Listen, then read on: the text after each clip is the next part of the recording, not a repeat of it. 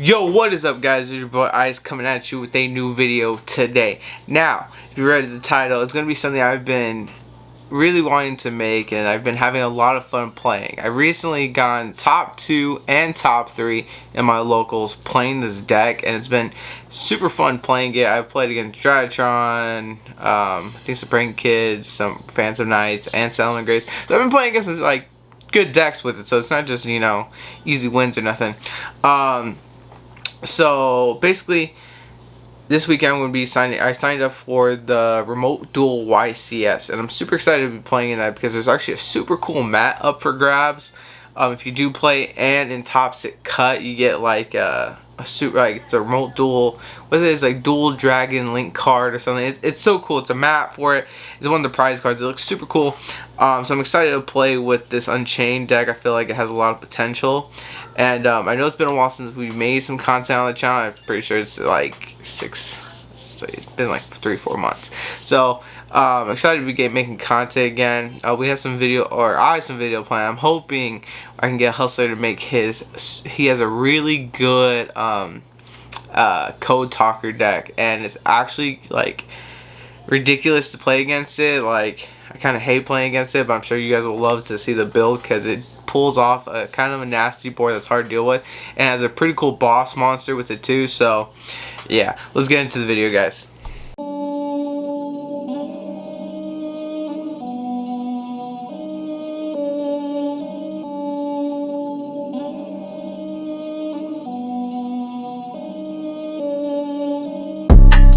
Okay, so let's get into this deck build. So to start off, we're going to be playing 3 Unchained Twin Samara. Basically, she's kind of the revival of the from your graveyard. She can pretty much bring back any Unchained monster, but she has to set them, and then she can bring back any Unchained, pretty much any Unchained card in your graveyard. She can bring back. So she brings them back and then has to pop them. So in that aspect, she's super freaking good. Next up, we have our free special summon. If you have anything on the field, he can target it, pop it, then special summon himself. So he's honestly great to see in your first hand. He's going to be Unchained Twins Aruha. You're going to love that card. He's the fire one. Then next up, we have the water one, Rakea. Now Rakea is the quick effect pop. So basically, he can quick effect activate, pop something on your field. So during your turn, you can go into leave him on your field, quick effect, pop one of your cards, and special summon one of our cards later on that pretty much can cause or be an interruption. Actually, I'll just show you right now. So you're gonna be running all 3 of these. These are pretty much all combo starters except for her. She's great as a follow-up, but not so much for the initial combo. Basically, one of the other cards you're going to be wanting to go into is your Abominable Unchained Soul. I run him at 2 because I really don't want to see him in my hand too much. Basically, I want to use one of their effects to bring him back, or special summon him from either my hand or deck. And then Samara is great for just I wouldn't really use her to bring him back because you have to bring it set. But if you do pop him, he does an effect where he can pretty much, if he's destroyed by a battle or card effect, he can just special summon himself at the end phase. So he's really good on that part. And then I do play 1 Unchained Soul of Disaster. Now I only play 1 because I really don't want to see him in the hand because he's kind of dead in the hand. He can at least special summon himself if something is destroyed. So it is fine if you draw into him.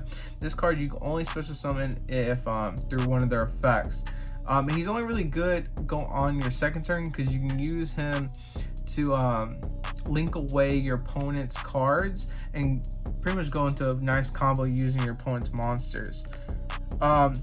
That really is going to do it. All these cards flow if they're destroyed by their own card effects, or they can't destroy themselves, but if one of them pops each other, they all get to pretty much special summon from the deck, and it really gets you into all your initial combos. But that's pretty much all the monsters. Next up, we have just the hand traps we play. We're going to be playing Ghost Bell and then Ash Blossom. Pretty much these are just meta relevant. If meta changes, obviously these change.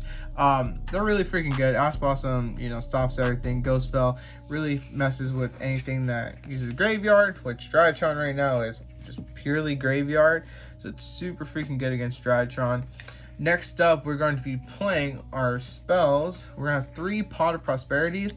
If you want, you can play Extravagance. I personally like these a lot more because you get to pick which cards you banish, and then you get to pick which cards one card you want. You either banish 3 or you banish 6, and you get to pick between 3 to 6 cards. So it's really good. Next up, Abomination's Prison. You need to run 3 of these. Basically, it searches your entire deck. It's super good, and then it has a pop effect. If it gets popped, or if pretty much if it destroyed, you special summon Unchained. So even this card has its own effect if it gets, destroyed, which is really good too, just in case. I would never use it for that, but just in case if you're in a really bad situation, you can. So next up, for the Unchained Trap cards we're going to be playing, we're going to be playing 3 Abominable Chamber of the Unchained and 2 Escape of the Unchained. Now this card, pretty much if you activate it, special summon 1 Unchained monster from your hand or graveyard. Now if this gets popped, you can special summon 1 Unchained just from your deck. That's pretty much what you're going to be using this card for. You're going to be normal summoning or special summoning one of your twins, activating its effect to pop this, and special summoning either Disaster or the Abomination. And these two, its activated effect is target 1 Unchained monster target 1 Unchained monster you control, 1 card on the field, destroy both, and then pretty much that, allowing you to activate your effects and get rid of one of your opponent's monster cards. And then if it's popped, you can just special summon 1 Unchained monster from your deck. So pretty much you do a lot of special summoning through pretty much blowing up your cards. And what's really great about this deck that I really do love is your opponent's going to have effects that also pop and activate all your effects, and that's what makes this deck so good, is that you're constantly just having cards get blown up and then being like, oh well, that works fine for me. So it works fantastic in that way. So some of the other traps we're going to be playing in this deck, we're going to be running 3 Torrential Tribute. Torrential Tribute for 2 reasons. One, it's really good right now in the meta, and then for another reason, it works fantastic with your deck. What's amazing is you can have some of your board set up, activate this card, and then wipe the field and be perfectly fine, because all your monsters are then like, oh, I just activated, because they all activate when they're destroyed by card effects, and Torrential Tribute does that. So next up is Ice Dragon's Prison. This card's super good. This isn't really a budget friendly build. The core of Unchained is super cheap, but some of the main cards you're going to be wanting to run are a little bit more expensive. But Ice Dragon's Prison is pretty much one of the best traps in the game and is really effective. I would suggest running at 3 because you pretty much get to ruin combos for days, and your opponents, once they know you have it, are super scared to pretty much do anything. So next up, for a few more traps, we're running 2 Dimensional Prison, 2 Trap Trick, and I do run 1 anti-spell. You can switch this way. It was honestly just top it off. You could run another Dimensional Barrier or another Trap Trick. Is what I'm kind of thinking, but you don't really need the 3rd Trap Trick, so I'll let you decide for the last card on this one, but let me explain the other 2. So Dimensional Barrier, basically what it does is it's going to let you pretty much call 1 type of card, whether it's Ritual, XYZ, Synchro, Pendulum, and Fusion. So basically you pick any one of those types, and your opponent cannot summon those for the rest of the turn. And if they already have those on the field, basically they all get negated. So what this lets you do is it lets you get around 1 Drytron, Dragoon, and just pretty much any other deck, even Zeus. You can get around Zeus this way. And it's freaking disgusting what amount of times I've used this card to help me get out of really bad situations. So I really love it. Trap Trick, I play 2 because you pretty much either are already drawing all your traps, or if you really need to search for your traps, it lets you search for your Ice Dragon, Dimensional Barrier, all your Unchained cards too. So it's freaking fantastic. Anti-spell is just nice to have in here. I do run more in the side deck. If I need to replace stuff, anti-spell is freaking fantastic just against, again, Drytron. Salamagrates are coming back. Freaking, you play this against Sky Strikers, it's amazing, freaking fantastic.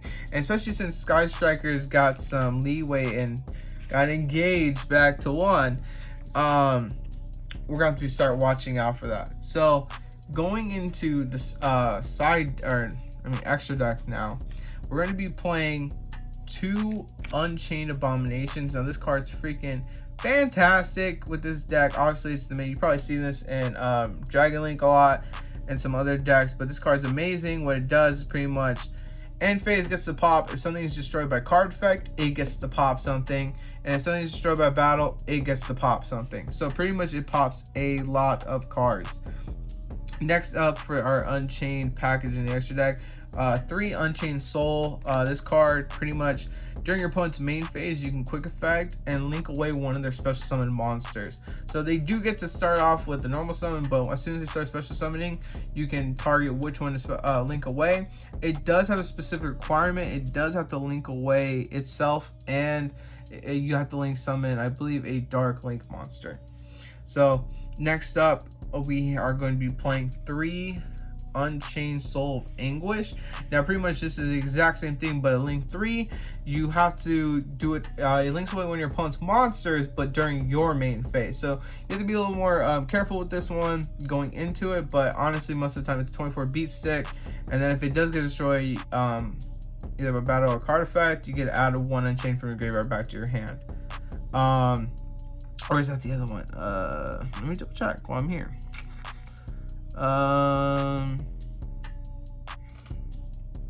Hand. Yep, I knew it. To your hand. There you go. So that's gonna be pretty much our entire Unchained extra deck package. I would definitely run these at 3, especially since you are running Pot of Prosperities.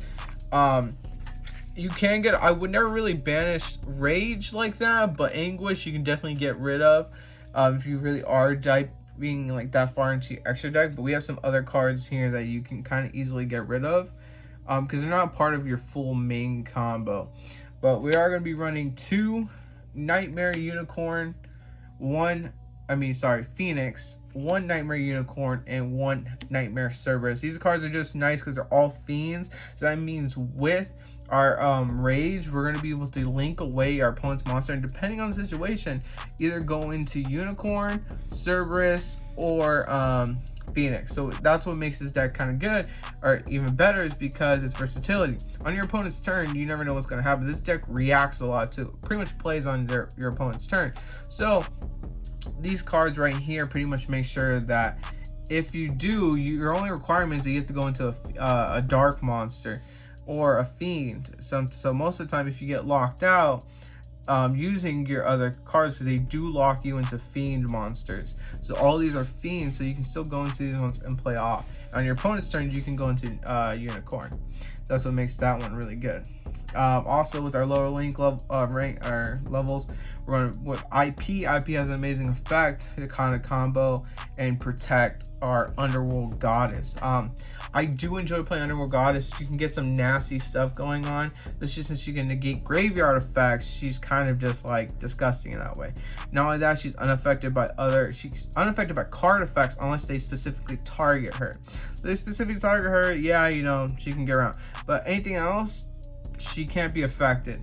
And last but not least, our access code talker. He's pretty much going to be our win condition for most of the time. You go into him, he pretty much has a 5300 beat stick, and then, you know, pops everything. And he is a little bit more expensive, so if you want to try, I would honestly, if you wanted to, switch her out or him out if you can't afford it, with Borolo Dragon or Borolosaur Dragon, depending on which one. They're both pretty cheap now.